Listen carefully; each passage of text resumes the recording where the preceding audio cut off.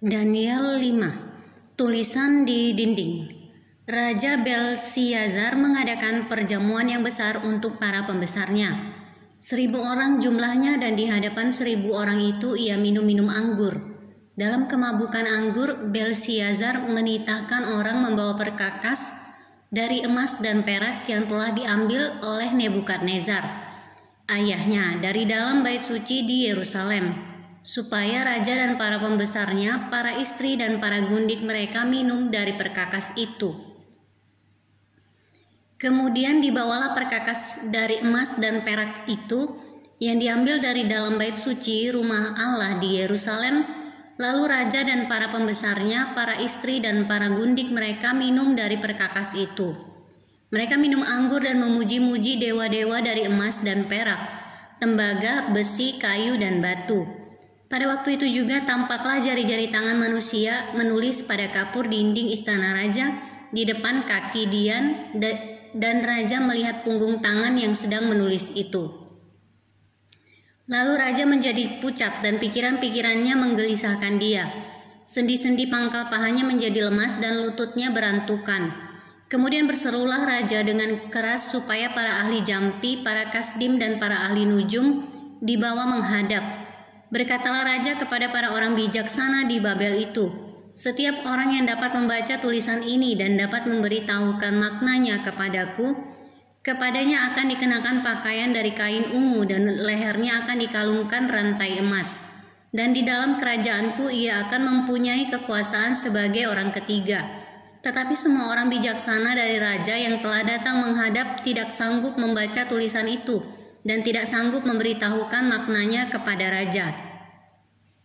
Sesudah itu sangatlah cemas hati Raja Belsyazar dan ia menjadi pucat. Juga para pembesarnya terperanjat.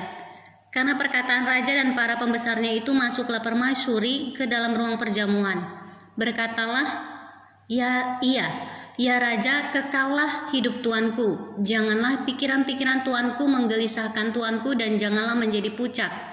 Sebab dalam kerajaan tuanku ada seorang yang penuh dengan roh para dewa yang kudus. Dalam zaman ayah tuanku terdapat pada orang itu kecerahan, akal budi, dan hikmat yang seperti hikmat para dewa. Ia telah diangkat oleh Raja Nebukadnezar. Ayah tuanku menjadi kepala orang-orang berilmu, para ahli jampi, para kasdim, dan para ahli nujum. Karena pada orang itu terdapat roh yang luar biasa dan pengetahuan dan akal budi, sehingga dapat menerangkan mimpi, menyingkapkan hal-hal yang tersembunyi dan menguraikan kekusutan, yakni pada Daniel yang dinamai Belsyazar oleh raja. Baiklah, sekarang Daniel dipanggil dan ia akan memberitahukan maknanya. Lalu dibawalah Daniel menghadap raja. Bertanyalah raja kepada Daniel, "Engkaukah Daniel itu salah seorang buangan yang telah diangkut oleh raja ayahku dari tanah Yehuda? Telah kudengar tentang engkau bahwa engkau penuh dengan roh para dewa, dan bahwa padamu terdapat kecerahan, akal budi, dan hikmat yang luar biasa.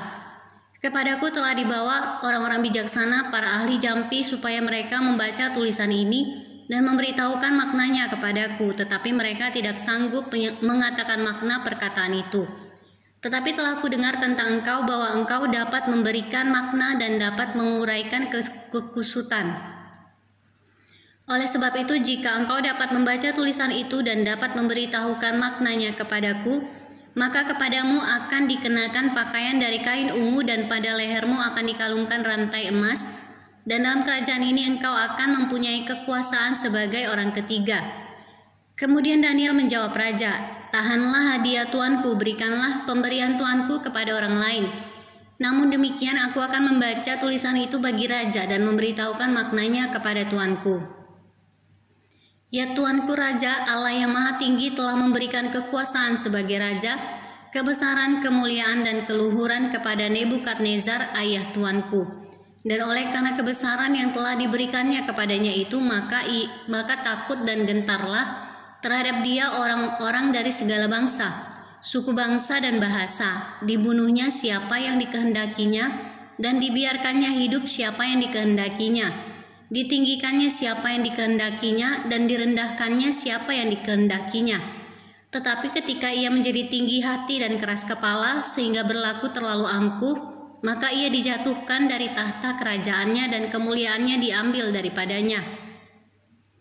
Ia dihalau dari antara manusia dan hatinya menjadi sama seperti hati binatang.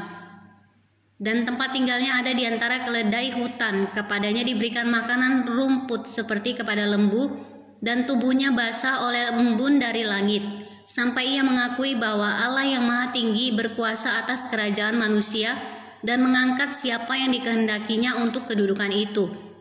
Tetapi tuanku Belsiazar anaknya tidak merendahkan diri, walaupun tuanku mengetahui semuanya ini.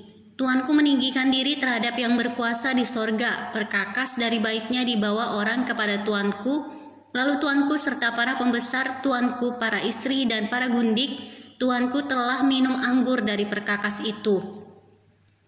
Tuanku telah memuji-muji dewa dari perak dan emas, dari tembaga, besi, kayu dan batu yang tidak dapat melihat atau mendengar atau mengetahui. Dan tidak tuanku muliakan Allah yang menggenggam nafas tuanku dan menentukan segala jalan tuanku. Sebab itu ia menyuruh punggung tangan itu dan dituliskanlah tulisan ini. Maka inilah tulisan yang tertulis itu. Mene mene tekel ufarsin, dan inilah makna perkataan itu. Mene, masa pemerintahan tuanku dihitung oleh Allah dan telah diakhiri. Tekel, tuanku ditimbang dengan raca dan didapati terlalu ringan. Peres, kerajaan tuanku dipecah dan diberikan kepada orang Media dan Persia. Lalu atas titah Belsiazar dikenakanlah kepada Daniel pakaian dari kain ungu, dan pada lehernya dikalungkan rantai emas. Dan dimaklumkanlah tentang dia bahwa di dalam kerajaan ia akan mempunyai kekuasaan sebagai orang ketiga.